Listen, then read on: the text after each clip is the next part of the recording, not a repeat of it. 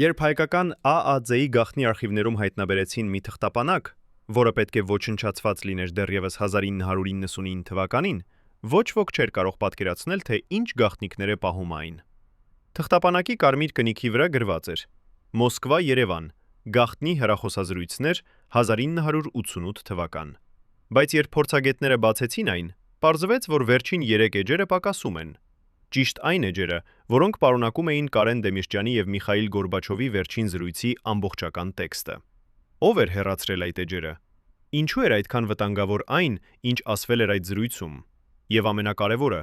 արդյոք այդ զրույցն էր որոշել Հայաստանի առաջին քարտուղարի ճակատագիրը, թե դա ավելի խորը խաղի մի մասն էր։ Այս երեկո մենք կբացահայտենք այն, ինչ Մոսկվան փորձել է թաքցնել 35 տարի։ Կխոսենք նրանց հետ, ովքեր ականատես էին այդ իրադարձություններին։ Կտեսնեք փաստաթղթեր, որոնք երբեք չպետք է հրապարակային դառնային, եւ կիմանաք, թե ինչպես մի մարդու հավատարմությունը իր ժողովրդին դարձավ նրա մահվան դատավճիռը։ 1970-րդ թվականների սկզբին, երբ Կարեն Դեմիրճյանը դեռ աշխատում էր Երևանի քաղաքային կոմիտեում, նա արդեն հայտնի էր որպես մարդ, ով երբեք չէր փոխզիջում սկզբունքների հարցում։ Նրա գրասենյակում կախված էր մի նախազգուշացնող արձանող արձանագրություն Մոսկվայից, որտեղ գրված էր. Ընկեր Դեմիրճյանը պետք է հասկանա, որ կուսակցական կարգապահությունը բարձր է ցանկացած տեղական հավատարմությունից։ Այդ արձանագրությունը ստացվել էր նրանից հետո, երբ նա հրաժարվել էր կատարել Մոսկվայի հրամանը փակել Երևանի մի քանի ազգային մշակութային կենտրոններ։ Բայց Դեմիրճյանը չվախեցավ։ Նա պատասխանեց Մոսկվային մի նամակով, որտեղ գրված էր. հայ ժողովուրդը կարող է ապրել աղքատության մեջ, բայց երբեք չի կարող ապրել առանց իր մշակույթի։ Այդ նամակը դարձավ լեգենդար Երևանի կոմիտեի ներսում։ Մարդիկ շշնջում էին, որ Դեմիրճյանը կամ կդառնա հերոս, կամ կվերջանա Սիբիրում։ Բայց պատմությունը ընտրեց երրորդ տարբերակը։ 1974 թվականի նոյեմբերի 27-ին, երբ Մոսկվան հայտարարեց, որ Կարեն Դեմիրճյանը նշանակվում է հայկական ԽՍՀԿ առաջին քարտուղար, ամբողջ Երևանը ցնցվեց։ Ինչպես կարող էր մի մարդ, ով բացահայտորեն դիմադրել էր Կրեմլին, հանկարծ ստանալ այդքան բարձր պաշտոն։ Հին կադրերը, ովքեր տասնամյակներ ծառայել էին Մոսկվային, չէին կարող հավատալ։ Նրանք սպասում էին, որ Դեմիրճյանը կմերժի այդ առաջարկը, բայց նա ընդունեց։ Ինչու՞։ Ինչ էր խոստացել նրան Մոսկվան, կամ ավելի ճիշտ, ինչ էր սպառնացել։ Այդ օրը, երբ Դեմիրճյանը մտավ իր նոր գրասենյակ Հանրապետության հրապարակում, նա գտավ մի փակ ծրար իր սեղանի վրա։ Ծրարի ներսում կար մի ցուցակ, 15 անուն։ Դրանք Հայաստանի ամենահզոր մարդիկ էին, գործարանների տնօրեններ, կոլխոզների նախագահներ, ռազմական հրամանատարներ։ Ցուցակի վերևում գրված էր մի նախադասություն. այս մարդիկ պետք է հեռացվեն մինչև նոր տարին։ Ստորագրություն չկար, բայց Դեմիրճյանը հասկացավ, որ դա Մոսկվայի հրամանն էր։ Սա էր իրական թեստը։ Եթե նա կատարեր այդ հրամանը, նա կդառնար Կրեմլի հավատարիմ ծառան։ Եթե մերժեր, նրա կարիերան կավարտվեր նախքան սկսելը։ Բայց Դեմիրճյանը ընտրեց երրորդ ճանապարհը։ Նա այրեց այդ ցուցակը իր գրասենյակի բուխարիում եւ երբեք ոչ ոքի չպատմեց դրա մասին։ Հաջորդ 14 տարիների ընթացքում Կարեն Դեմիրճյանը վերածեց Հայաստանը Խորհրդային Միության ամենաբարգավաճ հանրապետություններից մեկի։ Նա կառուցեց Մեծամորի ատոմակայանը, բացեց Երևանի մետրոպոլիտենը, ստեղծեց հարյուրավոր գործարաններ եւ ֆաբրիկաներ։ Բայց ամենակարևորը, նա պաշտպանեց հայ մշակույթը։ Երբ Մոսկվան պահանջում էր փակել հայկական դպրոցները եւ անցնել ռուսական լեզվի, Դեմիրճյանը գտնում էր հնարքներ հետաձգելու, շրջանցելու, անտեսելու այդ հրամանները։ Նա ասում էր. Հայաստանը կարող է լինել խորհրդային, բայց նախ եւ առաջ այն պետք է մնա հայկական։ Այս խոսքերը նրան դարձրին ազգային հերոս, բայց նաեւ Մոսկվայի թշնամի։ Կրեմլի գաղտնի արխիվներում պահվում է մի հատուկ թղթապանակ՝ Դեմիրճյան հատուկ վերահսկողություն։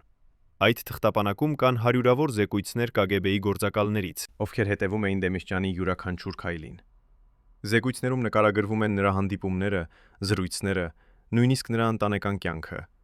Բայց ամենահետաքրքիրը մի հատուկ բաժինն է, որը կոչվում է անհնազանդության դեպքեր։ Այդ բաժնում թվարկված են բոլոր այն անգամները, երբ Դեմիրճյանը հրաժարվել է կատարել Մոսկվայի հրամանները։ Ցուցակը երկար է, 27 դեպք 14 տարվա ընթացքում։ Յուրաքանչյուր դեպքի դիմաց կարմիր մատիտով գրված է հիշել։ Ինչ նշանակում էր այդ հիշելը։ Արդյոք Մոսկվան պարզապես հավաքում էր ապացույցներ, թե նախապատրաստվում էր վրեժխնդրության։ 1985 թվականին, երբ Միխայիլ Գորբաչովը եկավ իշխանության, ամեն ինչ փոխվեց։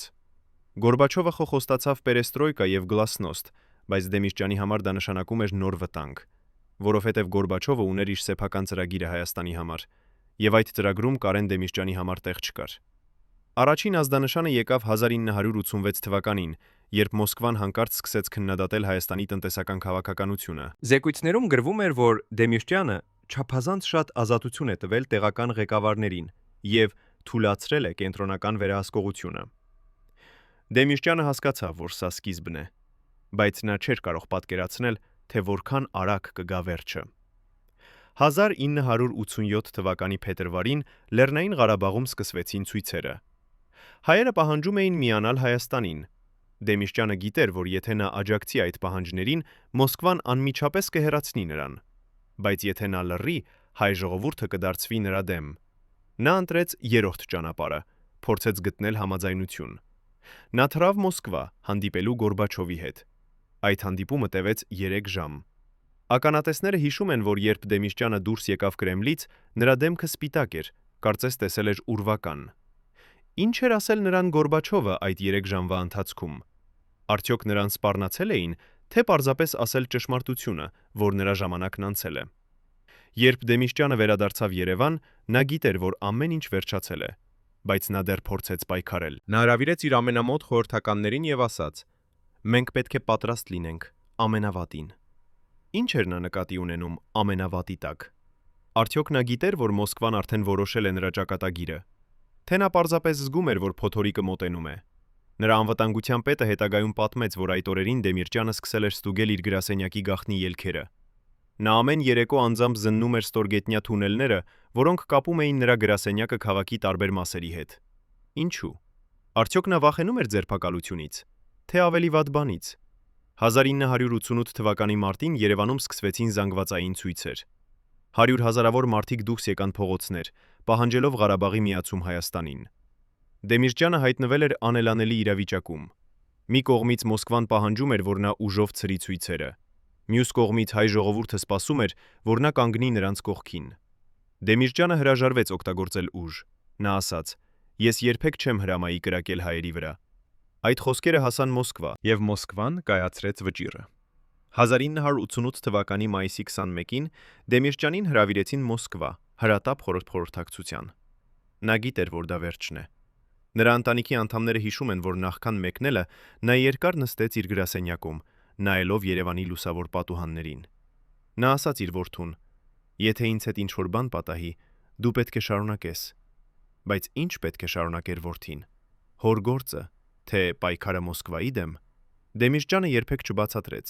Նա պարզապես համբուրեց իր ընտանիքին եւ մեկնեց դեպի օդանավակայան։ Մոսկվայում Դեմիրճյանին ընդունեց ոչ թե Գորբաչովը, այլ նրա տեղակալներից մեկը։ Հանդիպումը տևեց ընդամենը 20 րոպե։ Դեմիրճյանին ասացին, որ նա ազատվում էր իր պարտականություններից առողջական պատճառներով։ Երբ Դեմիրճյանը փորձեց բողոքել, նրան ընդհատեցին. «Որոշումը վերջնական է, դուք կարող եք վերադառնալ Երևան»։ Դեմիրճյանը հասկացավ, որ ավելի խոսելը իմաստ չունի։ Նա ոտքի ելավ, նայեց իր զրուցակցին աչքերի մեջ եւ ասաց. «Դուք կզղջաք այս որոշման համար»։ Այդ խոսքերը հնչեցին որպես մարգարեություն։ Բայց արդյոք դրանք իրականացան։ Երբ Դեմիրճյանը վերադարձավ Երևան, նա այլևս չէր առաջին քարտուղարը։ Նա էր պարզապես Կարեն Դեմիրճյանը, մի մարդ, ով 14 տարի ծառայել էր իր ժողովրդին եւ հիմա մերժված էր Մոսկվայի կողմից։ Բայց հայ ժողովուրդը չմոռացավ նրան։ Երբ նա իջավ ինքնաթռից, օդանավակայանում նրան դիմավորեցին հազարավոր մարդիկ։ Նրանք պահում էին պաստառներ. «Դեմիրճյան, մեր հերոսը, Մոսկվան չի կարող կոտրել մեզ»։ Դեմիրճյանը լաց էր լինում։ Նա հասկացավ, որ թեև նա կորցրել է իր պաշտոնը, նա չէր կորցրել իր ժողովրդի սերը։ Բայց արդյոք դա բավարար էր։ Արդյոք սերը կարող էր փրկել նրան այն փոթորիկից, որը մոտենում էր։ Հաջորդ 11 տարիների ընթացքում Կարեն Դեմիրճյանը ապրեց հանգիստ կյանքով։ Նա գրեց հուշերը, հանդիպեց ընկերների հետ, ժամանակ անցկացրեց ընտանիքի հետ, բայց նա երբեք չդադարեց մտածել քաղաքականության մասին։ Նրա մոտիկ ընկերները հիշում են, որ նա հաճախ ասում էր. «Հայաստանը դեռ կարիք ունի ինձ»։ Բայց ինչպես կարող էր նա վերադառնալ։ Խորհրդային միությունը փլուզվել էր։ Հայաստանը անկախ էր։ Նոր սերունդը չէր հիշում Դեմիրճյանի ոսկե տարիները։ Նրա համար Դեմիրճյանը պարզապես հին կոմունիստ էր։ Բայց Դեմիրճյանը չհուսահատվեց։ Նա սպասեց իր պահին։ Այդ պահը եկավ 1999 թվականին։ Հայաստանը խորը ճգնաժամի մեջ էր։ Տնտեսությունը փլուզված էր։ Մարդիկ թողնում էին երկիրը։ Իշխանությունները կոռումպացված էին։ Հայ ժողովուրդը փնտրում էր փրկություն, եւ նրանք հիշեցին Կարեն Դեմիրճյանին։ Երբ նա հայտարարեց, որ մասնակցելու է խորհրդարանական ընտրություններին, ամբողջ երկիրը ոտքի ելավ։ Հազարավոր մարդիկ եկան նրա հանրահավաքները։ Նրանք գոչում էին «Դեմիրճյան, փրկիր մեզ», եւ Դեմիրճյանը խոստացավ, որ կփրկի։ 1999 թվականի մայիսի 30-ին Կարեն Դեմիրճյանը ընտրվեց խորհրդարան։ Հունիսի 10-ին նա դարձավ ազգային ժողովի նախագահ։ Վերադարձը լրիվ էր։ 77 տարեկան Դեմիրճյանը կրկին իշխանության գագաթին էր։ Բայց արդյոք նա գիտե, որ այդ վերադարձը կլինի նաև նրա վերջին ճանապարհորդությունը։ Արդյոք նա զգում էր, որ ինչ-որ մեկը դեռ հիշում էր հին հաշիվները, որ ինչ-որ մեկը սպասում էր իր պաշին վրեժ լուծելու։ 1999 թվականի հոկտեմբերի 27-ը սովորական օր էր Երևանում։ Արևը ծագում էր սովորականի պես։ Մարդիկ գնում էին աշխատանքի, երեխաները դպրոց։ Ոչ ոք չէր կարող պատկերացնել, որ այդ օրը կդառնա Հայաստանի պատմության ամենաարյունոտ օրերից մեկը։ Կարեն Դեմիրճյանը եկավ խորհրդարան առավոտյան ժամը 10-ը։ Նա ուներ կարևոր նիստ։ Վարչապետ Վազգեն Սարգսյանը պետք է զեկուցեր տնտեսական իրավիճակի մասին։ Դեմիրճյանը նստեց իր տեղում, նախագահի աթոռին։ Նա նայեց դահլիճին, լի պատգամավորներով։ Ամեն ինչ սովորական էր, բայց 5 րոպե անց ամեն ինչ փոխվեց։ Ժամը 11-ին դահլիճ մտան 5 զինված մարդիկ։ Նրանք սկսեցին կրակել։ Առաջին գնդակները խփեցին Վազգեն Սարգսյանին։ Նա անկավ անմիջապես։ Հաջորդը Կարեն Դեմիրճյանն էր։ Նա փորձեց թաքնվել իր աթոռի հետևում, բայց գնդակները գտան նրան։ Նա անկավ։ Արյունը տարածվեց խորհրդարանի հատակին։ Ահաբեկիչները շարունակեցին կրակել։ Եվս 6 մարդ սպանվեց։ 35 հոգի վիրավորվեց։ Երբ կրակոցները դադարեցին, խորհրդարանը վերածվել էր սպանդանոցի։ Բայց ով էին այդ ահաբեկիչները։ Ինչու էին նրանք արել դա։ Պաշտոնական տարբերակը ասում է, որ դա եղել է քաղաքական ահաբեկչություն, բայց շատերը չեն հավատում։ Նրանք ասում են, որ դա եղել է պատվեր, որ ինչ-որ մեկը ուզում էր վերացնել Դեմիրճյանին եւ Սարգսյանին։ Բայց ով եւ ինչու։ Արդյոք դա կապված էր Դեմիրճյանի անցյալի հետ։ Արդյոք ինչ-որ մեկը դեռ հիշում էր այն օրերը, երբ նա դիմադրել էր Մոսկվային։ Թե դա նոր թշնամիներ էին, ովքեր վախենում էին նրա վերադարձից։ Այս հարցերը մնում են անպատասխան մինչև այսօր։ Բայց մի բան հստակ է. Կարեն Դեմիրճյանի մահը չէր պատահական։ Դա եղել է պլանավորված, հաշվարկված, սառնասրտորեն իրականացված սպանություն։ Եվ ով էլ որ կանգնած է դրա հետևում, նա ուզում էր ոչ միայն սպանել Դեմիրճյանին, այլև ոչնչացնել այն, ինչ նա ներկայացնում էր՝ հայ ժողովրդի հավատարմությունը, արժանապատվությունը, անկախությունը։ Բայց արդյոք նրանք հաջողեցին։ Արդյոք Դեմիրճյանի մահը իսկապես ոչնչացրեց նրա ժառանգությունը, թե հակառակը, դարձրեց նրան անմահ։ Այս հարցերին մենք կպատասխանենք հաջորդ մասերում, բայց հիմա մտածեք. ինչպես կզգայիք դուք, եթե ձեր հերոսը, մարդը, ով տասնամյակներ ծառայել է ձեր ժողովրդին, սպանվեր այդպես, սառնասրտորեն, հանրության աչքի առաջ։ Արդյոք դուք կհավատայիք պաշտոնական տարբերակին, թե կփնտրեիք ճշմարտությունը, անկախ նրանից, թե որքան վտանգավոր է այն։ 3 օր անց, երբ Կարեն Դեմիրճյանի դին դեռ պառկած էր Երևանի ինստիտուտի մորգում, նրա անձնական բժիշկը, 65 տարեկան Արամ Գրիգորյանը, ստացավ մի անհասկանալի հեռախոսազանգ։ Զանգողը չներկայացավ, բայց ասաց. «Դուք գիտեք, որ Կարենը չէր պետք մեռներ այդպես։ Նրա սիրտը կարող էր դիմանալ դեռ 10 տարի, բայց վերջին 6 ամիսների ընթացքում ինչ-որ մեկը փոխել էր նրա դեղերը։ Ստուգեք ձեր արխիվները, եթե դեռ ապրել եք ուզում»։ Գիծը կտրվեց։ Դոկտոր Գրիգորյանի ձեռքերը դողում էին, երբ նա բացեց իր գաղտնի պահարանը, որտեղ պահում էր Դեմիրճյանի բժշկական քարտերը, այն քարտերը, որոնք պաշտոնապես երբեք գոյություն չեն ունեցել։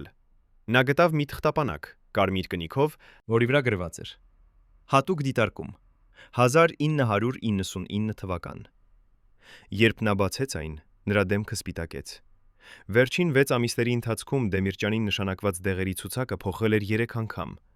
բայց ով էր փոխել դրանք։ Դոկտոր Գրիգորյանը երբեք չէր տվել նման հրահանգներ։ Նա նայեց ստորագրություններին, դրանք կեղծ էին։ Ինչ-որ մեկը մուտք էր գործել նրա արխիվ եւ համակարգված կերպով թունավորել էր Հայաստանի ամենահզոր մարդուն։ Բայց ով էր այդ մարդը։ Եվ ինչու էր նա սպասել 6 ամիս տեսնելու արդյունքները։ Արդյոք հոկտեմբերի 27-ի ահաբեկչությունը պարզապես ավարտեց այն, ինչ սկսվել էր ավելի վաղ, ձդերերի միջոցով։ Թե դա երկու տարբեր պլաններ էին, որոնք պատահաբար համընկել էին մեկ օրում։ Դոկտոր Գրիգորյանը գիտեր, որ եթե նա խոսի, նրա կյանքը կավարտվի, բայց նա չէր կարող լռել։ Նա պատճենեց բոլոր փաստաթղթերը, թաքցրեց դրանք 3 տարբեր վայրերում եւ գրեց մի նամակ իր որդուն. Եթե ինձ հետ ինչ-որ բան պատահի, այս փաստաթղթերը պետք է հասնեն միջազգային լրատվամիջոցներին։ Բայց նամակը երբեք չուղարկվեց։ 2 շաբաթ անց դոկտոր Գրիգորյանը մահացավ ավտովթարից։ Պաշտոնական տարբերակը վարորդի սխալ։ Բայց նրա մեքենայի արգելակները ստուգվել էին ընդամենը 3 օր առաջ եւ եղել են կատարյալ վիճակում։ Ո՞վ էր կտրել արգելակների խողովակները։ Եվ ինչու էր ոստիկանությունը փակել գործը այդքան արագ, առանց իսկական քննության։ Արդյոք դոկտոր Գրիգորյանի մահը եղել է պատահական, թե ինչ-որ մեկը համակարգված կերպով ոչնչացնում էր բոլոր վկաներին, ովքեր գիտեին ճշմարտությունը Դեմիրճյանի մահվան մասին։ Բայց դոկտոր Գրիգորյանը միակ վկան չէր։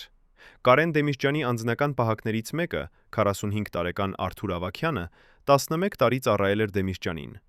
Նա ներկա էր եղել բոլոր գաղտնի հանդիպումներին, լսել էր բոլոր հեռախոսազրույցները, տեսել էր բոլոր գաղտնի փաստաթղթերը։ Եվ նա հիշում էր մի հատուկ օր, 1999 թվականի սեպտեմբերի 15-ը։ Այդ օրը Դեմիրճյանի գրասենյակ եկավ մի անծանոթ այցելու։ Նա չէր ներկայացել, բայց ասել էր, որ ունի շատ կարևոր տեղեկություն։ Դեմիրճյանը ընդունեց նրան առանց վկաների։ Հանդիպումը տևեց 20 րոպե։ Երբ այցելուն հեռացավ, Արթուրը նկատեց, որ Դեմիրճյանի դեմքը փոխվել էր։ Նա նստած էր իր սեղանի մոտ, գլուխը ձեռքերի մեջ։ Երբ Արթուրը հարցրեց. «Ամեն ինչ կարգին է», Դեմիրճյանը պատասխանեց. «Նրանք գիտեն։ Նրանք ամեն ինչ գիտեն»։ Ինչ էր նկատի ունենում Դեմիրճյանը։ Ինչ էր ասել նրան այդ անծանոթ այցելուն։ Արդյոք դա եղել է նախազգուշացում, թե սպառնալիք։ Եվ սպառնալիք։ Եվ ով էր այդ մարդը, ով այդքան վստահ մտավ խորհրդարանի նախագահի գրասենյակ եւ հեռացավ առանց որևէ հետք թողնելու։ Արթուր Ավագյանը փորձեց պատմել այս պատմությունը քննիչներին հոկտեմբերի 27-ից հետո, բայց նրան ասացին. «Մենք հետաքրքրված չենք հին պատմություններով, մենք պետք է գտնենք ահաբեկիչներին»։ Բայց Արթուրը չհանձնվեց։ Նա սկսեց իր սեփական քննությունը։ Նա խոսեց Դեմիրճյանի այլ պահակների հետ, նրա քարտուղարների հետ, նրա վարորդների հետ։ Եվ նա հայտնաբերեց մի ցնցող փաստ։ Վերջին 6 ամիսների ընթացքում Դեմիրճյանի շուրջը հայտնվել էին 3 նոր մարդիկ։ Մեկը նոր քարտուղար, ով փոխարինել էր հին հավատարիմ քարտուղարին։ Երկրորդը նոր վարորդ, ով եկել էր առողջական խնդիրների պատճառով նախորդ վարորդին փոխարինելու։ Երրորդը նոր անվտանգության խորհրդական, ով ենթադրաբար ուղարկված էր ազգային անվտանգության ծառայությունից։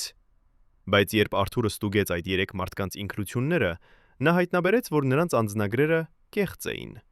Նրանք չէին գոյություն ունենում պաշտոնական գրանցամատյաններում։ Ո՞վ էին այդ մարդիկը։ Ո՞վ էր ուղարկել նրանց։ Եվ ինչու էր Դեմիրճյանը թույլ տվել նրանց մտնել իր ամենամոտ շրջապատ։ Պատասխանը եկավ անսպասելի կողմից։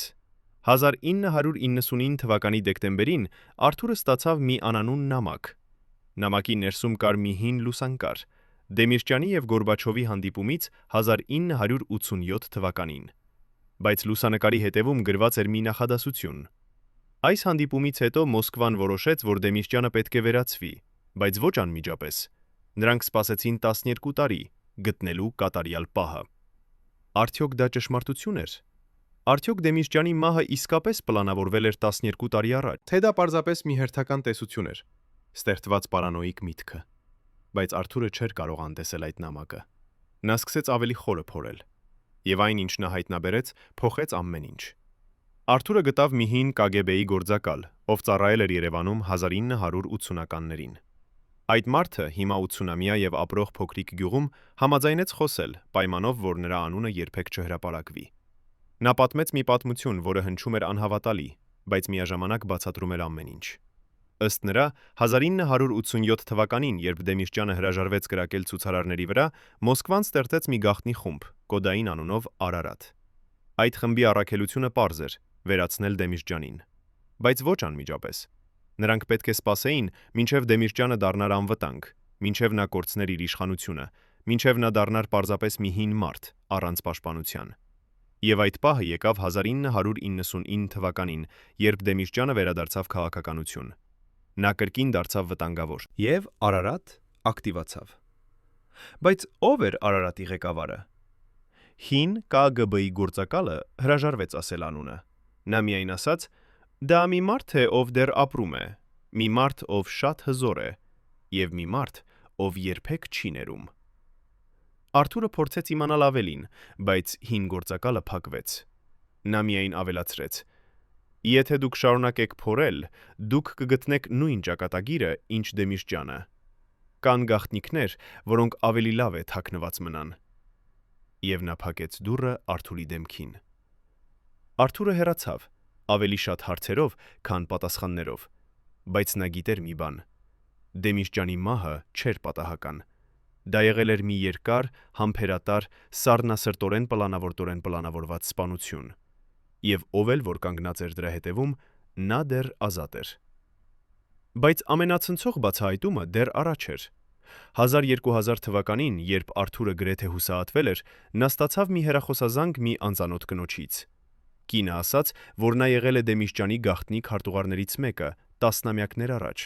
եւ նա ուներ ինչ-որ բան, որը Արթուրը պետք է տեսներ։ Նրանք հանդիպեցին մի անմարդաբնակ կաֆեում Երևանի ծայրամասում։ Կինը բերեց մի հին ժապավեն, աուդիո ձայնագրություն։ Նա ասաց. «Սա Դեմիշճյանի եւ Գորբաչովի վերջին հեռախոսազրույցն է, 1988 թվականի մայիսից։ Ես ձայնագրեցի այն գաղտնի, որովհետեւ գիտեի, որ Դեմիշճյանը վտանգի մեջ է,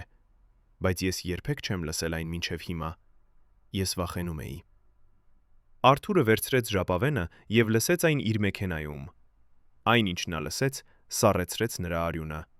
Ձայնագրության մեջ Գորբաչովի ձայնը հստակ էր. «Կարեն, դու պետք է հասկանաս, որ Ղարաբաղը չի կարող մնալ Հայաստանում։ Մենք արդեն որոշել ենք։ Եթե դու շարունակես դիմադրել, դու կվերջանաս վատ»։ Դեմիշճյանի ձայնը հանգիստ էր, բայց հաստատ. «Միխայիլ, ես չեմ կարող դավաճանել իմ ժողովրդին։ Եթե դուք ուզում եք ինձ հեռացնել, արեք դա,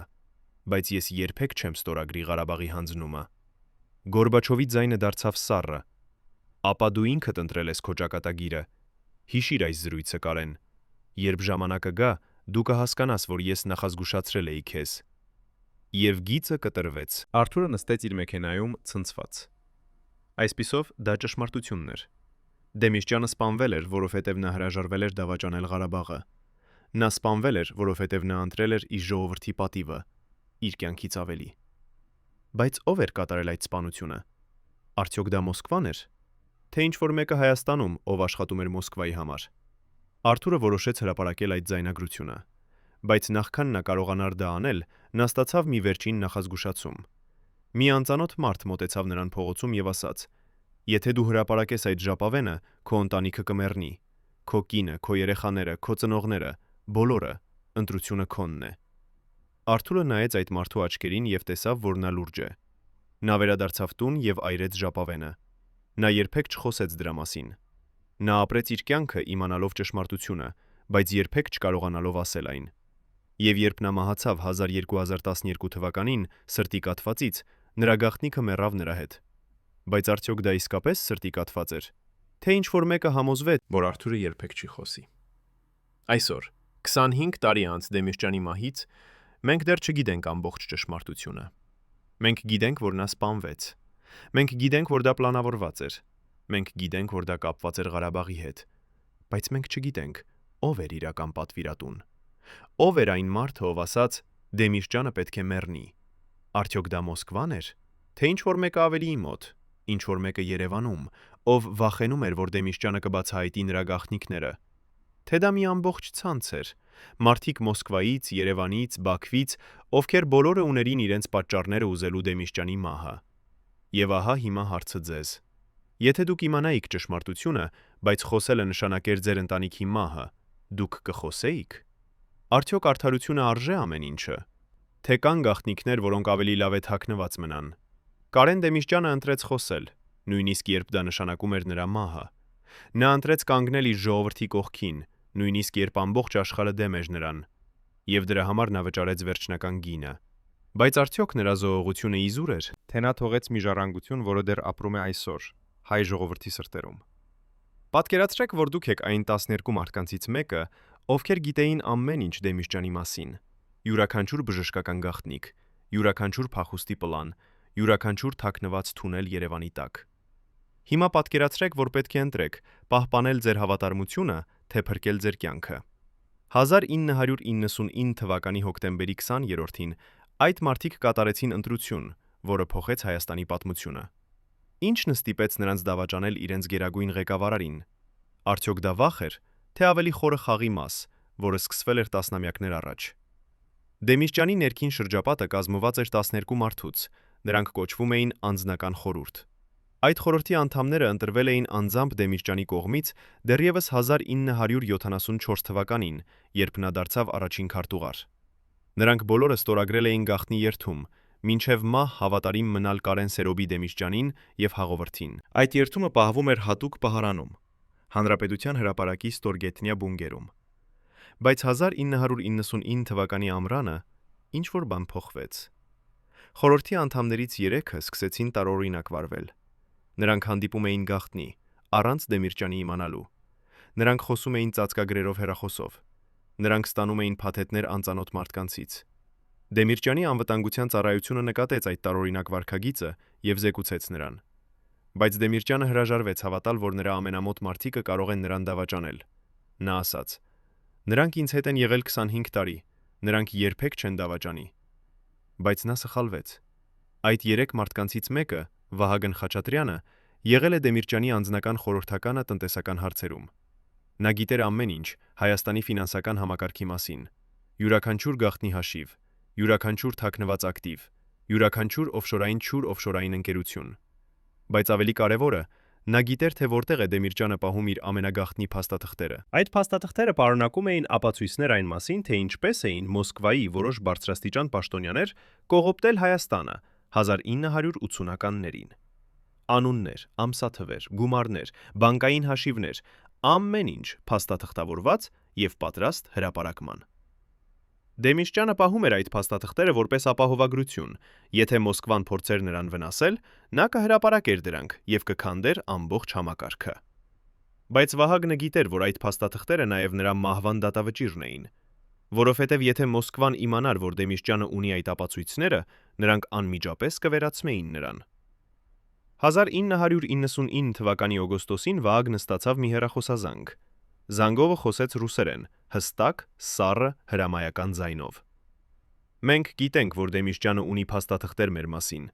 Դուք պետք է գտնեք դրանք եւ ոչնչացնեք։ Եթե դուք անեք դա, մենք կապահովենք ձեր ապագան։ Շվեյցարիայում ձեզ համար բացված է հաշիվ $2 միլիոն։ Եթե հրաժարվեք, ձեր ընտանիքը կվերջանա»։ Վահագնը փորձեց բողոքել, բայց գիծը կտրվեց։ Նա նստեց իր գրասենյակում, ձեռքերը դողալով։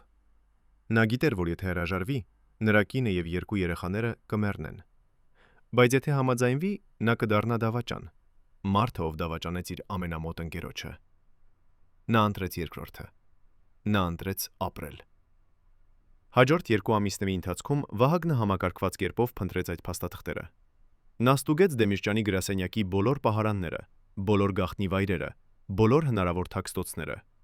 բայց նա ոչինչ չգտավ։ Փաստաթղթերը կարծես անհետացել էին։ Վահագնը սկսեց մտածել, որ գուցե դրանք երբեք չեն եղել, որ դա պարզապես լեգենդ էր։ Բայց հետո նա հիշեց մի զրույց, որը լսել էր տարիներ առաջ։ Դեմիրճյանը խոսում էր իր ամենամոտ ընկերոջ հետ եւ ասել էր. «Ամենաապահով վայրը չէ բանկը, ոչ էլ պահարանը։ Ամենաապահով վայրը այնտեղ է, որտեղ ոչ ոք երբեք չի փնտրի»։ Վահագնը հանկարծ հասկացավ.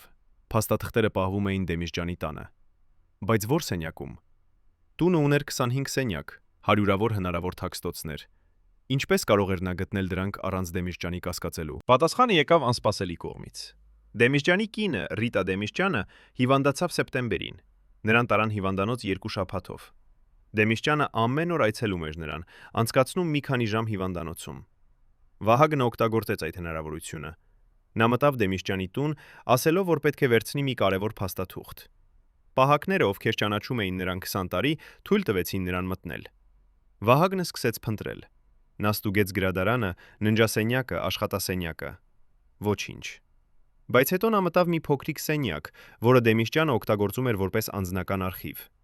Այնտեղ կային հարյուրավոր հին գրքեր, լուսանկարներ, հուշագրեր։ Վահագնը սկսեց ստուգել գրքերը մեկ առ մեկ։ Եվ հետո նա գտավ այն՝ մի հին աստվածաշնչի ներսում, որը պատկանել էր Դեմիրճյանի պապին։ Գրքի էջերի միջև թաքնված էին 30 էջ փաստաթղթեր, բանկային փոխանցումներ, ստորագրություններ, գաղտնի համաձայնագրեր։ Անուններ, որոնք Վահագնը ճանաչեց անմիջապես, Մոսկվայի ամենահզոր մարդիկ։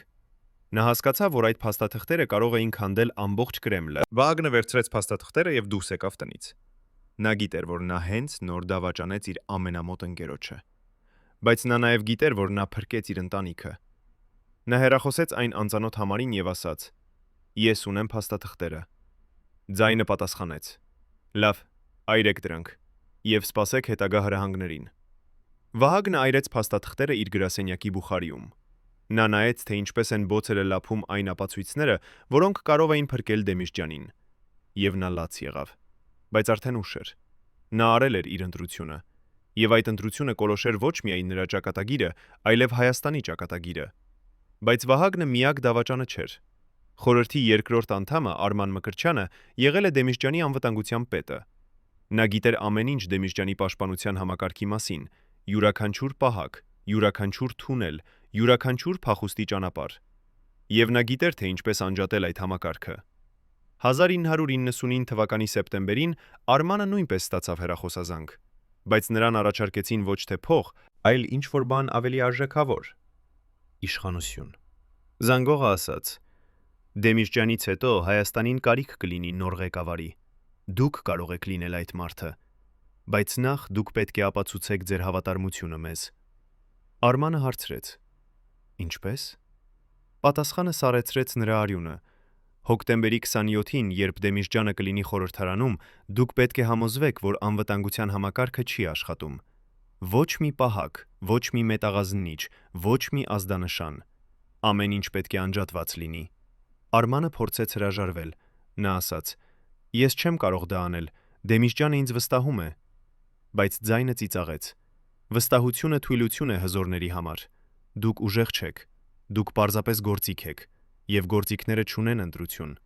Եվ գիծը կտրվեց։ Արմանը նստեց իր գրասենյակում, գլուխը ձեռքերի մեջ։ Նա գիտեր, որ եթե հրաժարվի, նա ոչ միայն կորցնի իր աշխատանքը, այլև իր կյանքը։ Բայց եթե համաձայնվի, նա կդառնա մարդասպան, մարդը, ով թույլ տվեց սպանել իր ամենամոտ ընկերոջը։ Նա մտածեց 3 օր, եւ հետո նա կատարեց իր ընտրությունը։ Նա ընտրեց ապրել։ Հոկտեմբերի 26-ին, մի օր առաջ ահաբեկչությունից, Արմանը մտավ խորհրդարանի անվտանգության համակարգի վերահսկման սենյակ։ Նա ասաց տեխնիկ աշխատակիցներին, որ հաջորդ օրը կլինի պլանավորված սպասարկում։ Բոլոր մետաղազննիչները պետք է անջատվեին ժամը 10-ից մինչև կեսօր։ Բոլոր պահակները պետք է փոխարինվեին նորերով, ովքեր հատուկ ուսուցում էին անցել։ Տեխնիկ աշխատակիցները զարմացան, բայց չհարցրին։ Արմանը անվտանգության պետն էր, նա գիտեր, թե ինչ է անում։ Կամ գուցե նրանք պարզապես վախենում էին հարցնել։ Հոկտեմբերի 27-ի առավոտյան, երբ Դեմիրճյանը եկավ խորհրդարան, նա անցավ մետաղազննիչով, որը չաշխատեց։ Նա նայեց պահակներին, ովքեր նոր դեմքեր էին։ Նա զգաց, որ ինչ-որ բան սխալ է, բայց նա չասաց ոչինչ։ Նա մտավ դահլիճ եւ նստեց իր տեղում։ 1 ժամ անց նա մեռավ։ Արմանը նայում էր հեռուստացույցով, երբ լուրերը հայտարարեցին ահաբեկչության մասին։ Նա տեսավ Դեմիրճյանի դին ծածկված արյունով։ Նա տեսավ խուճապը, արցունքները, ցավը, եւ նա հասկացավ, որ նա հենց նոր սպանել է իր հոգին։ Նա ապրելու էր, այո, նա կստանար իշխանություն, այո, բայց նա երբեք չէր կարողանա նայել հայելուն, առանց տեսնելու մի դավաճանի դեմքը։ Նա խմեց այդ երեկո։ Նա խմեց հաջորդ երեկո։ Նա խմեց ամեն երեկո հաջորդ 10 տարիների ընթացքում, մինչև որ նրա լյարդը ձախողվեց, եւ նա մեռավ 1219 թվականին։ Պաշտոնական տարբերակը ալկոհոլիզմ, բայց իրականում նա մեռավ մեղքից, որը նա չէր կարող ներել իր անձին։ Երրորդ դավաճանը Գևորգ Հովհաննիսյանը եղել է Դեմիրճյանի անձնական բժիշկը։ Նա գիտեր ամեն ինչ Դեմիրճյանի առողջության մասին, յուրաքանչյուր հիվանդություն, յուրաքանչյուր դեղ, յուրաքանչյուր թուլություն։ Եվ նա գիտեր, թե ինչպես օգտագործել այդ գիտելիքները, վնասելու նրան։ 1999 թվականի ապրիլին Գևորգը ստացավ հեռախոսազանգ բժշկական կոնֆերենսից Մոսկվայում։ Նրան հրավիրեցին ելույթ ունենալ բարձրաստիճան պաշտոնյաների առողջության պահպանման թեմայով։ Գևորգը ընդունեց հրավերը, բայց երբ նա հասավ Մոսկվա, նրան տարան ոչ թե կոնֆերենս, այլ մի գաղտնի գրասենյակ Կրեմլի մոտ։ Այնտեղ նրան ընդունեց մի մարդ, ով ներկայացավ որպես բժշկական խորհրդական։ Բայց Գևորգը ճանաչեց նրան։ Դա եղել է KGB-ի բարձրաստիճան գործակալ։ Գործակալը ասաց. «Դոկտոր Հովհաննիսյան, մենք գիտենք, որ Դեմիրճյանը ունի սրտի խնդիրներ։ Մենք նաև գիտենք, որ դուք եք միակ մարդը, ով կարող է օգնել նրան։ Բայց մենք ուզում ենք, որ դուք անեք հակառակը։ Մենք ուզում ենք, որ դուք վատացնեք նրա վիճակը։ Ոչ անմիջապես, ոչ ակնհայտորեն, Պարզապես փոքրինչ փոխեք նրա դեղերը։ Ավելացրեք մի քիչ ավելի ուժեղ դոզա։ Նվազեցրեք պաշտպանիչ դեղամիջոցները։ Դարձրեք նրա սիրտը ավելի թույլ, որպեսզի երբ ժամանակը գա, նա չկարողանա դիմանալ սթրեսին։ Գևորգը ցնցվեց։ Դուք ինձնից խնդրում եք սպանել նրան։ Գործակալը ժպտաց։ Ոչ, մենք ձեզնից խնդրում ենք պատրաստել նրան։ Ուրիշները կսպանեն։ Դուք պարզապես կապահովեք, որ նա չի կարողանա դիմադրել։ Գևորգը փորձեց հրաժարվել, բայց գործակալը բացեց մի թղթապանակ եւ ցույց տվեց նրան լուսանկարներ Գևորգի որդին, ուսանող Մոսկվայի համալսարանում։ Լուսանկարները ցույց էին տալիս որդուն դասարաններում, գրադարանում, հանրակացարանում։ Գործակալը ասաց. «Գեղեցիկ տղա է, կլինի ափսոս, եթե նրա հետ ինչ-որ բան պատահի։ Մոսկվան վտանգավոր քաղաք է օտարերկրացիների համար»։ Գևորգը հասկացավ սպառնալիքը։ Նա նայեց լուսանկարներին, իր միակ որդուն, իր ամենաթանկ մարդուն։ Եվ նա կատարեց իր ընտրությունը։ Նա ընտրեց իր որդուն Դեմիրճյանի նկատմամբ։ Հաջորդ 6 ամիսների ընթացքում Գևորգը համակարգված կերպով փոխեց Դեմիրճյանի դեղերը։ Նա ավելացրեց դիուրետիկներ, որոնք թուլացնում էին սիրտը։ Նա նվազեցրեց բետա-բլոկատորները, որոնք պաշտպանում էին սրտի անոթները։ Նա փոփոխեց դոզաները, դարձնելով դրանք անարդյունավետ։ Դեմիրճյանը սկսեց զգալ ավելի վատ։ Նա ունեցավ շնչառության դժվարություններ, կրծքավանդակի ցավեր, թուլություն։ Բայց Գևորգը ասում էր. «Դա տարիքի հետևանքն է։ Դուք 77 տարեկան եք, սա նորմալ է»։ Դեմիրճյանը վստահում էր նրան։ Նա չգիտեր, որ իր սեփական բժիշկը դանդաղ սպանում է նրան։ Նա չգիտեր, որ յուրաքանչյուր դեղահատ, որը նա ընդունում էր, մի քայլ էր դեպի գերեզման։ Հոկտեմբերի 27-ին, երբ Դեմիրճյանը ընկավ գնդակոծներից, նրա սիրտը չկարողացավ դիմանալ սթրեսին։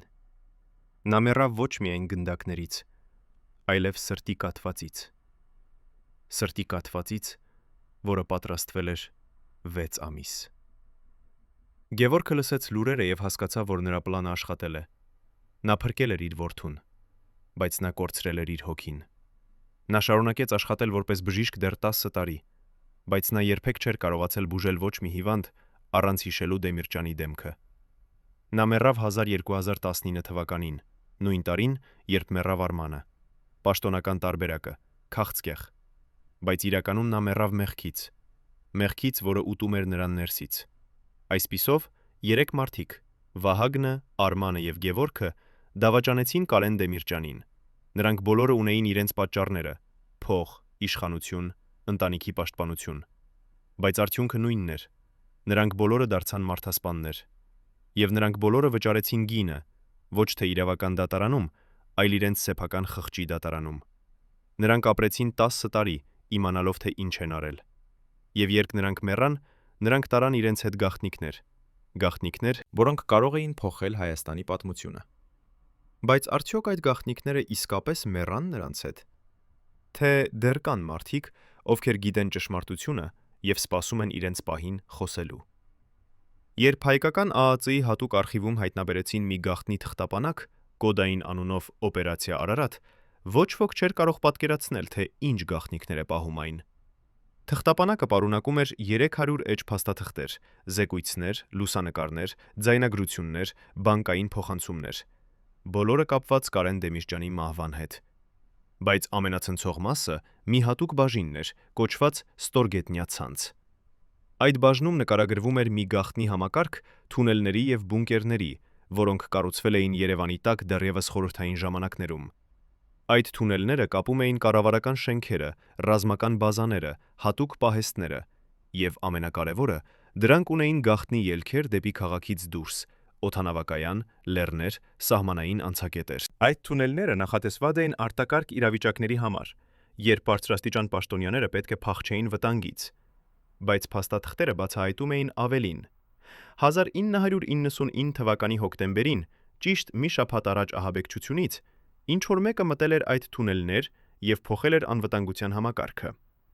Բոլոր ելքերը, որոնք տանում էին դեպի Դեմիրճյանի գրասենյակ եւ տուն, փակվել էին ներսից։ Բոլոր հաղորդակցության գծերը կտրվել էին։ Բոլոր պահեստավորված զենքերը հեռացվել էին։ Ինչ-որ մեկը համակարգված կերպով ոչնչացրել էր Դեմիրճյանի վերջին փախուստի հնարավորությունը։ Բայց ով էր այդ մարդը։ Փաստաթղթերը չէին նշում անունը, նրանք միայն ասում էին գործակալ խատուկ թույլտվություն Մոսկվայից։ Բայց ով էր այդ գործակալ խատուկը։ Եվ ինչու էր նա ունեցել հատուկ թույլտվություն մտնել Հայաստանի ամենագաղտնի թունելները։ Պատասխանը եկավ անսպասելի աղբյուրից՝ մի հին ինժեներ, ով աշխատել էր այդ թունելների կառուցման վրա 1970-ականներին։ Նա հիմա 90-ամյա էր եւ ապրում էր փոքրիկ գյուղում, Արագածոտնի մարզում։ Երբ լրագրողները գտան նրան եւ ցույց տվեցին օպերացիա Արարատի փաստաթղթերը, նա սկզբում հրաժարվեց խոսել։ Բայց հետո, երբ նրանք ասացին, որ դա կարող է օգնել գտնել Դեմիրճյանի սպանողներին, նա համաձայնեց։ Նա պատմեց մի պատմություն, որը փոխեց ամեն ինչ։ Ըստ նրա, 1974 թվականին, երբ Դեմիրճյանը դարձավ առաջին քարտուղար, Մոսկվան հրամայեց կառուցել հատուկ թունելներ Երևանում։ Բայց այդ թունելները ունեին երկու նպատակ. մեկը պաշտպանել Դեմիրճյանին արտակարգ իրավիճակներում, երկրորդը վերահսկել նրան։ Յուրաքանչյուր թունել ուներ գաղտնի մուտք, որը հայտնի էր միայն Մոսկվային։ Յուրաքանչյուր թունել ուներ լսարկման սարքեր, որոնք փոխանցում էին ամեն ինչ KGB-ին։ Դեմիրճյանը գիտեր այդ թունելների մասին, բայց նա չգիտեր, որ դրանք նաև նրա բանտն էին։ Ինժեները պատմեց, որ 1999 թվականի հոկտեմբերի 19-ը, ճիշտ մեկ շաբաթ առաջ ահաբեկչությունից, նա ստացավ հեռախոսազանգ մի անծանոթ մարդուց։ Մարդը ասաց, որ նա KGB-ից է եւ ունի հատուկ առաքելություն։ Նա պետք է մտներ թունելները եւ կատարեր պլանավորված սպասարկում։ Ինժեները զարմացավ։ Նա թոշակի էր գնացել 10 տարի առաջ։ Ինչու էին նրան հրավիրում հիմա։ Բայց մարդը պնդեց. Դուք միակ մարդն եք, ով գիտե այդ թունելների բոլոր գաղտնիքները։ Մենք կարիք ունենք ձեր օգնության։ Ինժեները համաձայնեց։ Նա մտավ թունելները եւ տեսավ, որ այնտեղ արդեն կային 3 մարդիկ, բոլորը հագած սև համազգեստներով, բոլորը զինված։ Նրանք ասացին նրան. Մենք պետք է փակենք որոշ ելքեր։ Դուք պետք է ցույց տաք մեզ, թե որտեղ են դրանք։ Ինժեները տարավ նրանց դեպի այն ելքերը, որոնք տանում էին դեպի Դեմիրճյանի գրասենյակ եւ տուն։ Մարդիկը սկսեցին աշխատել, գցելով պայթուցիկ նյութեր դռների վրա, կտրելով հաղորդակցության գծերը, հեռացնելով զենքերը։ Ինժեները հարցրեց. Ինչու եք դուք անում դա։ Մարդիկը պատասխանեցին. Սա հատուկ օպերացիա է։ Դուք չպետք է հարցեր տաք։ Բայց ինժեները հասկացավ։ Նա հասկացավ, որ նրանք պատրաստվում էին ինչ-որ բանի։ Նա հասկացավ, որ Դեմիրճյանը վտանգի մեջ է, բայց նա չէր կարող ոչինչ անել։ Նա պարզապես մի հին մարդ էր, առանց իշխանության, առանց կապերի։ Նա լռեց եւ դուրս եկավ թունելներից։ Եվ մեկ շաբաթ անց Դեմիրճյանը մեռավ։ Ինժեները ապրեց իր մեղքի հետ 25 տարի։ Նա երբեք չխոսեց այդ մասին, մինչև հիմա։ Նա ասաց լրագրողներին. Ես գիտեի, որ ինչ-որ բան սխալ է, բայց ես վախեցա։ Ես մտածեցի, որ եթե խոսեմ, ինձ կսպանեն։ Այսպիսով ես լռեցի։ Եվ Դեմիրճյանը մեռավ։ Դա իմ մեղքն է։ Եվ ես կապրեմ այդ մեղքի հետ մինչև իմ վերջին շունչը։ Բայց նա նաև ասաց ինչ-որ բան, որը փոխեց ամեն ինչ։ Նա ասաց. Այդ 3 մարդիկը, ովքեր աշխատում էին թունելներում, նրանք խոսում էին ռուսերեն, բայց ոչ մոսկովյան առոգանությամբ։ Նրանք խոսում էին հարավային առոգանությամբ, կովկասյան առոգանությամբ։ Ես կարծում եմ, որ նրանք չէին Մոսկվայից։ Ես կարծում եմ, որ նրանք ավելի մոտ էին։ Այդ բացահայտումը բացեց նոր հարցեր։ Եթե այդ մարդիկը չէին Մոսկվայից, ապա ով էին նրանք։ Արդյոք նրանք տեղական գործակալներ էին, ովքեր աշխատում էին Մոսկվայի համար, թե նրանք անկախ խումբ էին, ովքեր ունեին իրենց սեփական օրակարգը։ Եվ ամենակարևորը, ով էր ուղարկել նրանց։ Ով էր տվել հրամանը փակել այդ թունելները։ Արդյոք դա Մոսկվան էր, թե ինչ-որ մեկը Երևանում։ Ով ուզում էր համոզվել, որ Դեմիրճյանը չի կարող փախչել։ Փաստաթղթերը չէին պատասխանում այդ հարցերին։ Նրանք միայն ցույց էին տալիս, որ օպերացիա Արարատը եղել է ավելի մեծ, ավելի բարդ, ավելի վտանգավոր, քան ցանկացած մեկը կարող էր պատկերացնել։ Եվ որ Դեմիրճյանի մահը եղել է ոչ թե պատահական ահաբեկչություն, այլ համակարգված, պլանավորված, մանրակրկիտ իրականացված սպանություն, որը ներառում էր տասնյակ մարդկանց, տարբեր երկրներից, տարբեր կազմակերպություններից, բոլորը աշխատում էին մեկ նպատակի համար՝ վերացնել Կարեն Դեմիրճյանին։ Բայց ով էր այդ նպատակի հիմնական պատվիրատուն։ Ով էր այն մարդը, ով ասաց Դեմիրճյանը պետք է մեռնի։ Արդյոք դա Մոսկվան էր, վրեժ լուծելով 1988 թվականի դավաճանության համար։ Թե դա տեղական ուժեր էին, ովքեր վախենում էին, որ Դեմիրճյանը կբացահայտի իրենց գաղտնիքները, թե դա միջազգային խաղացողներ էին, ովքեր ուզում էին անկայունացնել Հայաստանը։ Կամ գուցե դա բոլորը միասին էին, մի համալիր ցանց շահերի, որոնք բոլորը համընկնում էին մեկ կետում՝ Դեմիրճյանի մահը։ Մենք կարող ենք երբեք չիմանալ ամբողջ ճշմարտությունը, բայց մենք գիտենք մի բան։ Կարեն Դեմիրճյանը մեռավ, որովհետև նա հրաժարվեց դավաճանել իր ժողովրդին։ Նա մեռավ, որովհետև նա ընտրեց պատիվը, կյանքից ավելի։ Եվ դրա համար նա վճարեց վերջնական գինը։ Բայց արդյոք նրա զոհողությունը իզուր էր։ Արդյոք նրա մահը փոխեց ինչ-որ բան։ Թե ամեն ինչ մնաց նույնը, նույն կոռուպցիան, նույն դավաճանությունը, նույն համակարգը, որը սպանեց նրան։ Այս հարցերին պատասխանելու համար մենք պետք է նայենք ոչ թե անցյալին, այլ ներկային։ Մենք պետք է հարցնենք մեզ. ինչ սովորեցինք Դեմիրճյանի պատմությունից։ Արդյոք մենք դեռ թույլ ենք տալիս, որ իշխանությունը կոռումպացված լինի։ Արդյոք մենք դեռ թույլ ենք տալիս, որ արտաքին ուժերը վերահսկեն մեր երկիրը։ Արդյոք մենք դեռ թույլ ենք տալիս, որ դավաճանները ապրեն առանց պատժի։ Եթե պատասխանը այո է, ապա Դեմիրճյանի զոհողությունը իզուր էր։ Բայց եթե մենք ընտրում ենք կանգնել, պայքարել, պահանջել ճշմարտություն եւ արդարություն, ապա Դեմիրճյանի ժառանգությունը ապրում է։ Եվ նրա մահը չէր իզուր։ Այսպիսով հարցը ձեզ. ինչ եք դուք ընտրում։ Լռել եւ թույլ տալ, որ պատմությունը կրկնվի, թե խոսել եւ պայքարել այն համակարգի դեմ, որը սպանեց Կարեն Դեմիրճյանին։ Ընտրությունը ձերն է, բայց հիշեք, յուրաքանչյուր անգամ, երբ դուք լռում եք անարդարության դեմ, դուք դավաճանում եք Դեմիրճյանի հիշատակին։ Յուրաքանչյուր անգամ, երբ դուք ընդունում եք կոռուպցիան, դուք դավաճանում եք այն արժեքներին, որոնց համար նա մեռավ։ Եվ յուրաքանչյուր անգամ, երբ դուք թույլ եք տալիս, որ ճշմարտությունը թաքնված մնա, դուք դավաճանում եք ձեր սեփական ժողովրդին։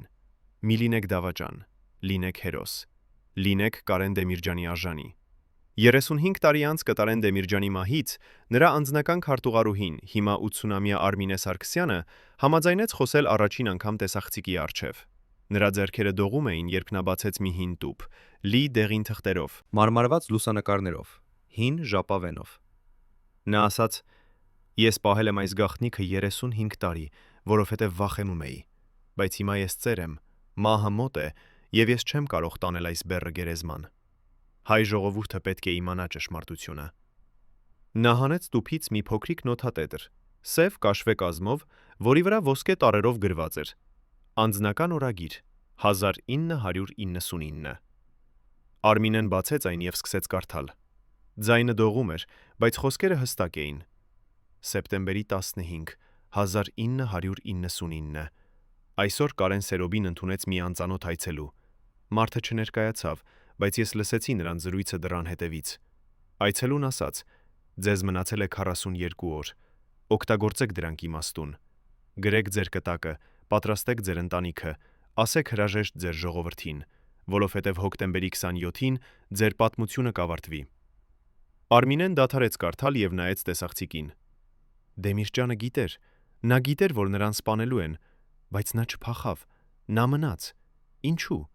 Որովհետև նա հավատում էր, որ նրա մահը կարթնացնի հայ ժողովրդին, որ նրա արյունը կդառնա սերմ,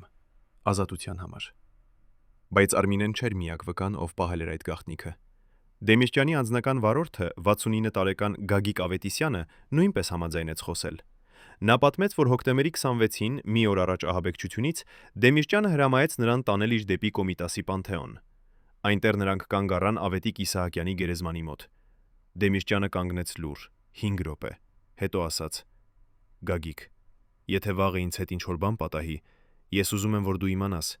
ես երբեք չեմ զղջացել իմ ընտրությունների համար։ Ես ծառայեցի իմ ժողովրդին լավագույնս ինչպես կարողացա։ Եվ եթե դա նշանակում է մեռնել, ապա ես պատրաստ եմ»։ Գագիկը չհասկացավ այդ խոսքերը այն պահին, բայց հաջորդ օրը, երբ նա տեսավ Դեմիրճյանի դին հեռուստացույցով, նա հասկացավ, Դեմիրճյանը գիտեր։ Նա գիտեր, որ գալիս է վերջը, եւ նա ընդունել էր այն արժանապատվությամբ, հանգստությամբ, հաստատությամբ։ Գագիկը ավելացրեց. նա չէր սովորական մարդ, նա էր հերոս, իսկական հերոս, եւ հերոսները չեն վախենում մահից, նրանք վախենում են միայն դավաճանությունից։ Եվ Դեմիրճյանը երբեք չդավաճանեց։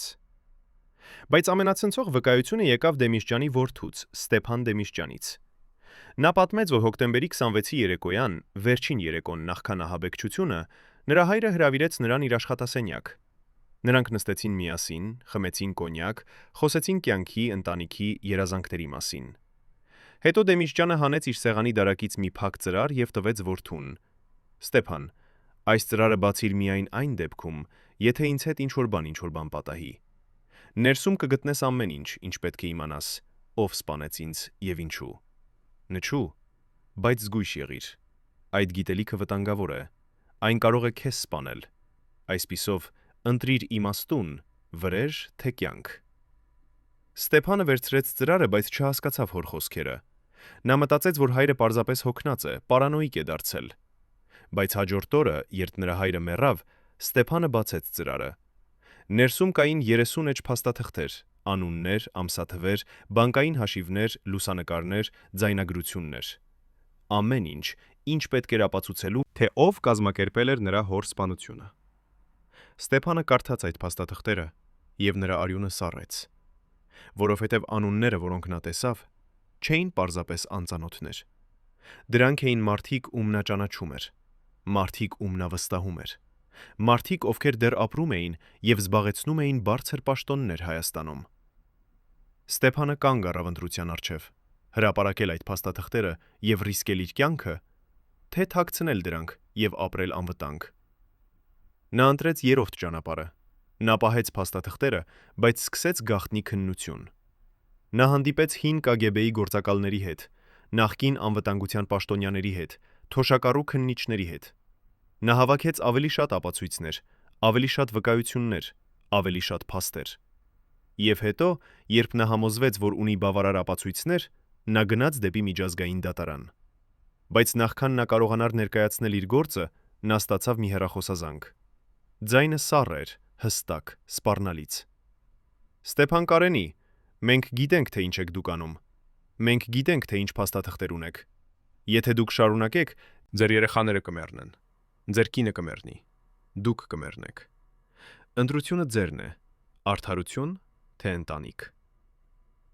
Ստեփանը լսեց այդ սպառնալիքը եւ հասկացավ, որ նա կանգնած է նույն ընտրության առջև, ինչ իր հայրը 30 տարի առաջ։ Եվ նա կատարեց նույն ընտրությունը, նա ընտրեց իր ընտանիքը։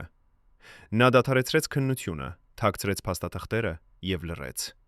Բայց նա երբեք չմոռացավ եւ նա երբեք չներեց։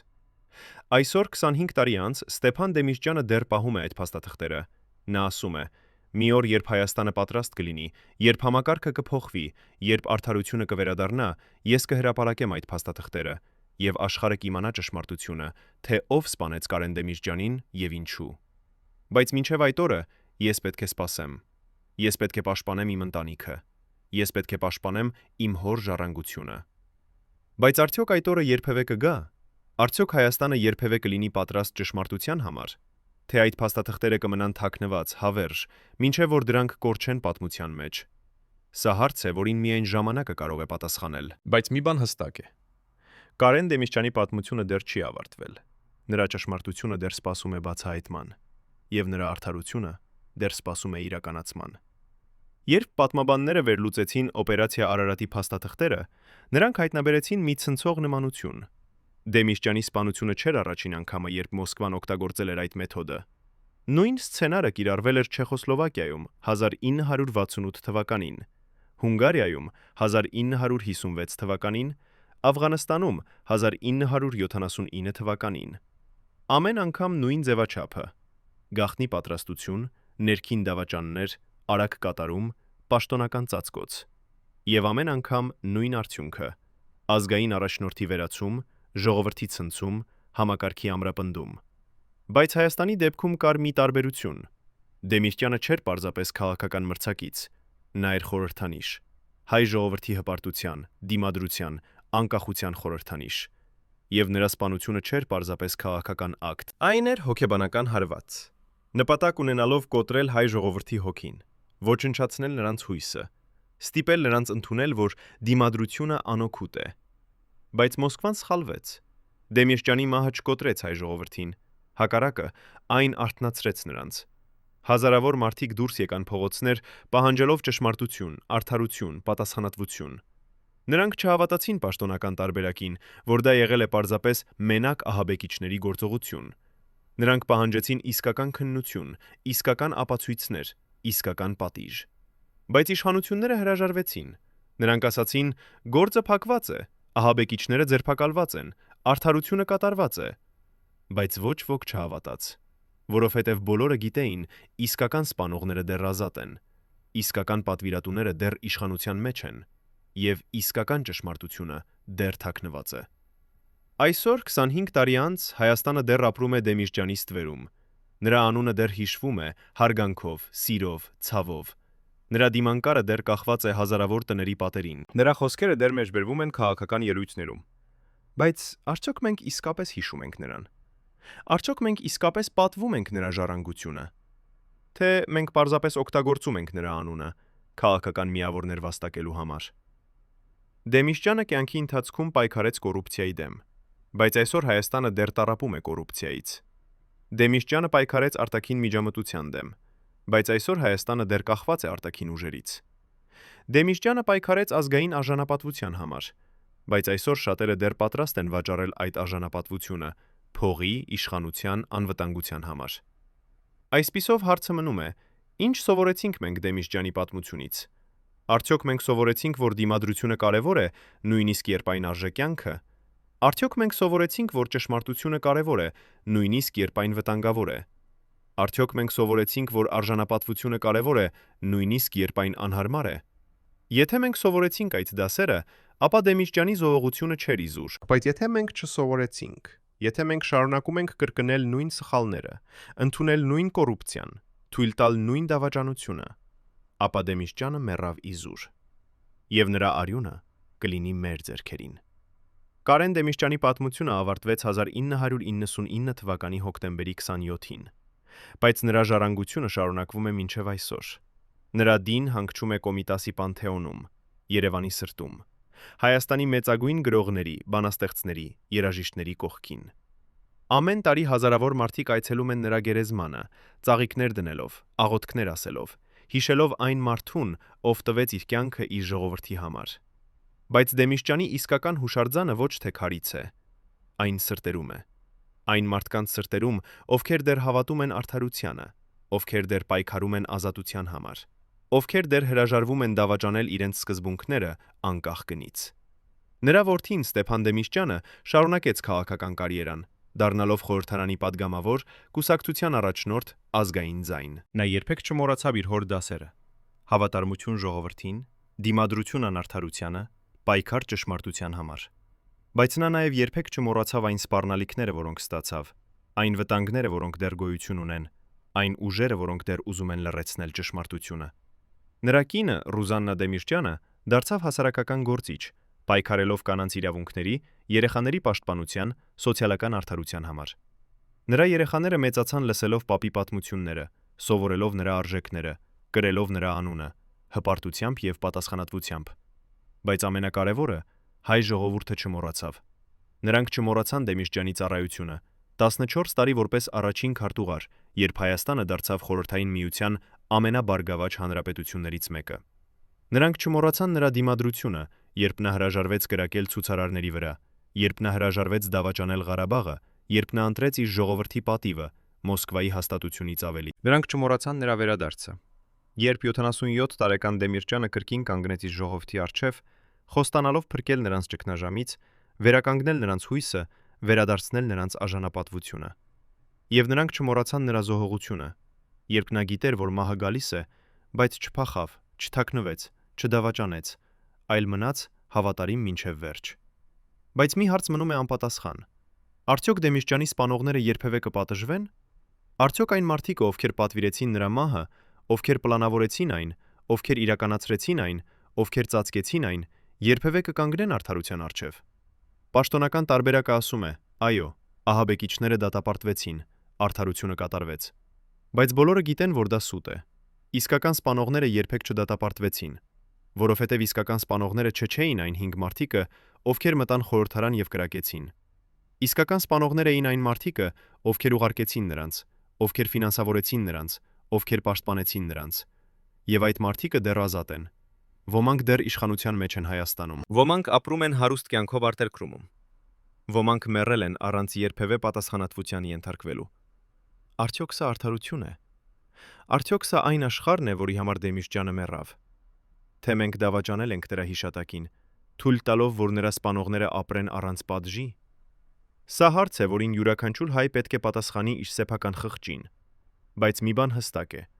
մինչև որ մենք չգտնենք ճշմարտությունը, մինչև որ մենք չպատժենք մեղավորներին, մինչև որ մենք չապահովենք արդարությունը, Դեմիսճյանի հոգին չի հանգստանա, եւ մեր ազգային խղճը կշարունակի տառապել։ Բայց գուցե ճշմարտությունը ավելի բարդ է, քան մենք կարծում ենք։ Գուցե չկա մեկ սպանող, մեկ պատվիրատու, մեկ մեղավոր։ Գուցե Դեմիրճյանի մահը եղել է մի համակարգի արդյունք, համակարգ, որը կառուցվել է դարերի ընթացքում, համակարգ, որը սնվում է վախից, ագահությունից, իշխանասիրությունից, համակարգ, որտեղ յուրաքանչյուր մարդ, դավաճանից մինչև ահաբեկիչ, պահակից մինչև քաղաքական առաջնորդ, պարզապես խաղում է իր դերը, կատարում է իր պարտականությունը, հետևում է իր հրահանգներին։ Եվ այդ համակարգում ոչ ոք իսկապես մեղավոր չէ,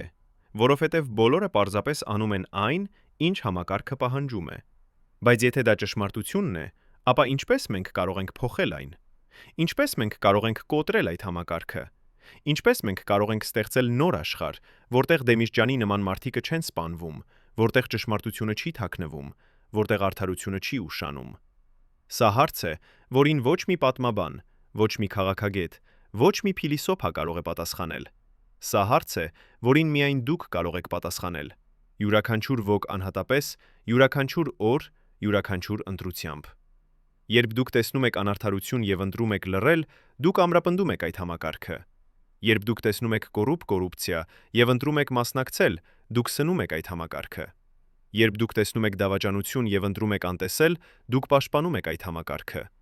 Բայց երբ դուք ընտրում եք խոսել, պայքարել, դիմադրել, դուք սկսում եք փոխել այդ համակարգը։ Մեկ մարդ, մեկ ձայն, մեկ գործողություն ժամանակին, սա է, թե ինչպես հեղափոխությունները սկսվում են։ Սա է, թե ինչպես համակարգերը փոխվում են։ Սա է, թե ինչպես աշխարհը դառնում է ավելի լավ։ Կարեն Դեմիրճյանը եղավ այդ մեկ մարդը։ Նա ընտրեց խոսել, երբ ուրիշները լռում էին։ Նա ընտրեց պայքարել, երբ ուրիշները հանձնվում էին։ Նա ընտրեց դիմադրել, երբ ուրիշները համաձայնվում էին։ Եվ դրա համար նա վճարեց վերջնական գինը։ Բայց նրա զոհողությունը չէր իզուր, որովհետև նա ցույց տվեց մեզ, որ հնարավոր է ապրել արժանապատվությամբ, մեռնել պատվով, թողնել ժառանգություն, որը ոգեշնչում է սելունդներին։ Նա ցույց տվեց մեզ, որ մեկ մարդը կարող է փոխություն ստեղծել, նույնիսկ եթե այդ փոխությունը գալիս է դանդաղ, նույնիսկ եթե այդ փոխությունը գալիս է ցավով, նույնիսկ եթե այդ փոխությունը գալիս է նրա մահից հետո։ Հարգելի հեռուստադիտողներ, եթե դուք հետևել եք այս ողբերգական պատմությանը մինչև վերջ, գրեք մեկնաբանություններում, թե որ քաղաքից եք։ Մեզ համար կարևոր է իմանալ, թե որտեղ է Կարեն Դեմիրճյանը դեռ հիշվում, եւ բաժանորդագրվեք ալիքին, չբաց թողնելու ճշմարտությունը պատմության կուշքերի մասին։